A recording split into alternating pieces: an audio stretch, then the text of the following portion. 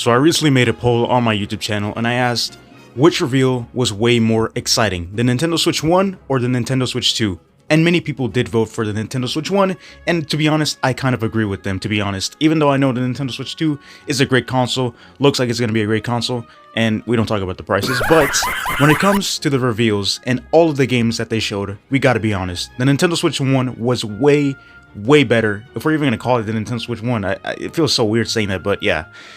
I don't know why Nintendo just decided to name it the Nintendo Switch 2, but oh well.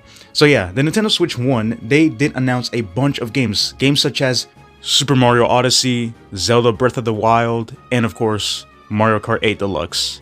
And they did show a bunch of other games that, you know, I would just go on to list up the amount of games that they showed. But at the same time, when it comes to the Nintendo Switch 2, you have to see and compare both of them. For some reason, I think when it came to the Nintendo Switch 2, they did announce, of course, Mario Kart World, and although it is a very hype game, for some reason something inside of me was just like, it just doesn't feel as hype as when the Nintendo Switch 1 was revealed. And I know many people were waiting for a new 3D Mario game or even a Super Mario Odyssey 2 or a sequel to that game, but of course they did not give us that. But yes, although they gave us a Donkey Kong Bonanza game, it is very hype. Like for me personally, it's very hype, but I know many people were waiting for a Mario game. And of course, they did announce a new Kirby Air Riders game, which many people are hyped for. But for some reason, I think another factor that also plays into this thing is that back then in 2017, when the Nintendo Switch was revealed, the vibes and everything in the whole world was completely different back then compared to now.